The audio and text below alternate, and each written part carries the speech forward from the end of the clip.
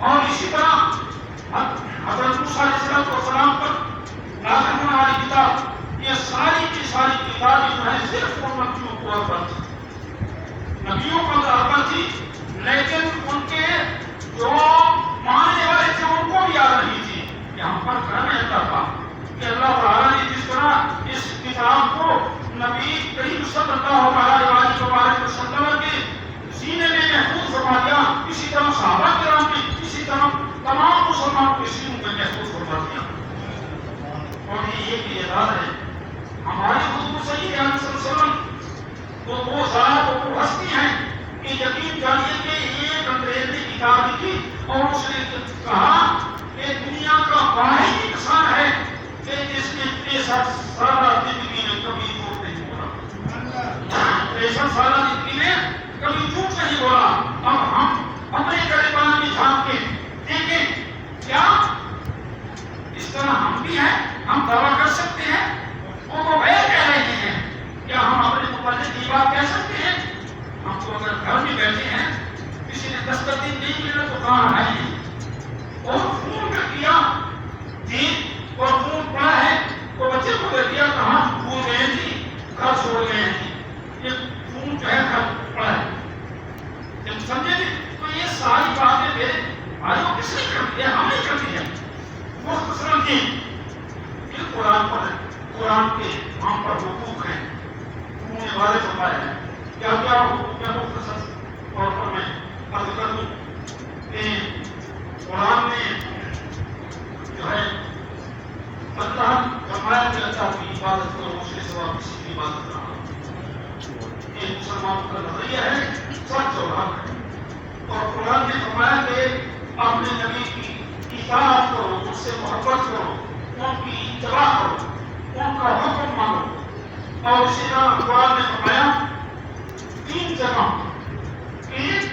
والدین کی اطاعت اور فرمانبرداری کرو، ان کے آگے اٹھنا کرو۔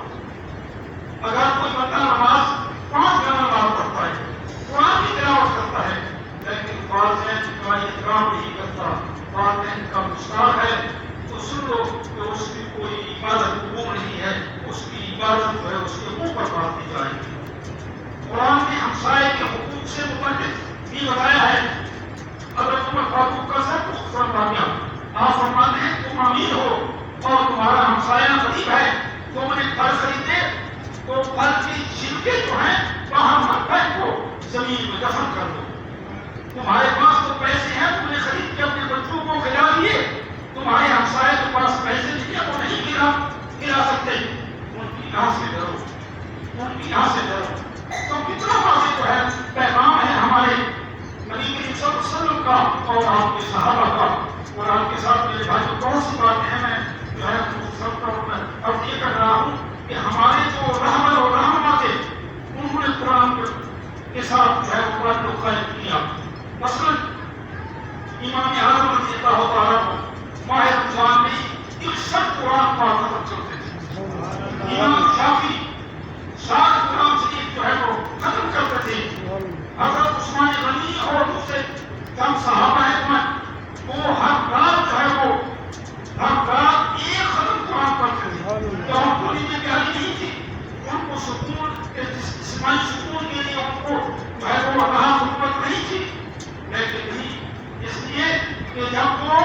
قرآن پڑھتے اور سمجھتے تو پھر کیا تھا،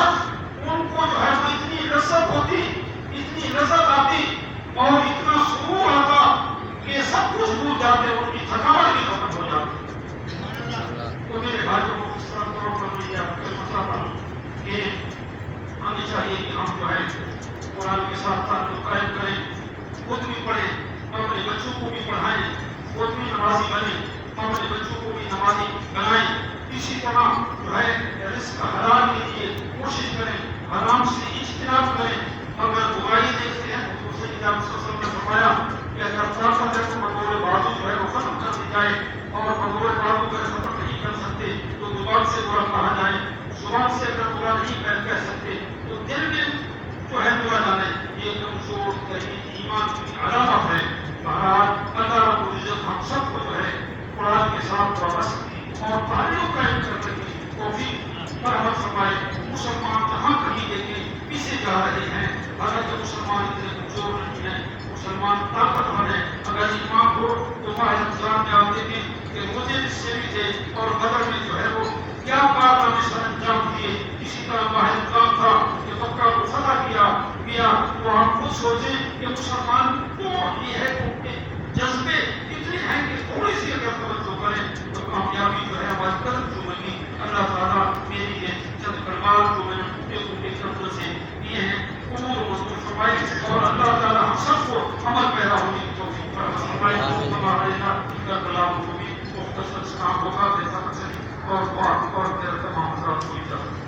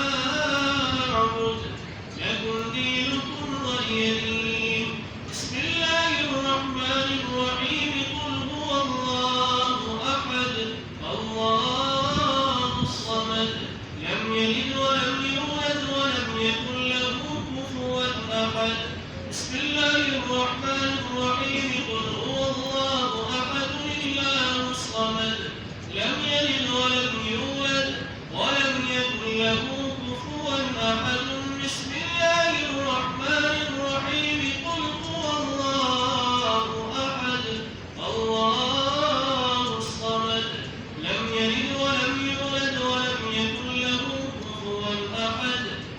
الله الرحمن الرحيم قل أعوذ برب الفلق من شر ما خلق ومن شر غاسق إذا وقب ومن شر النفاثات في العقد ومن شر حاسد إذا حسد بسم الله الرحمن الرحيم قل أعوذ برب الناس ملك الناس إله الناس من شر الوسواس الخناس الذي يوسوس في صدور الناس من الجنة والناس بسم الله الرحمن الرحيم الحمد لله رب العالمين الرحمن الرحيم مالك يوم الدين إياك نعبد وإياك نستعين اهدنا الصراط المستقيم صراط الذين أنعمت عليهم غير المغضوب عليهم ولا الضالين آمين بسم الله الرحمن الرحيم ألف لام ميم ذلك الكتاب لا ريب فيه هدى للمتقين الذين يؤمنون بالغيب ويقيمون الصلاة ومما رزقناهم ينفقون والذين يؤمنون بما أنزل إليك وما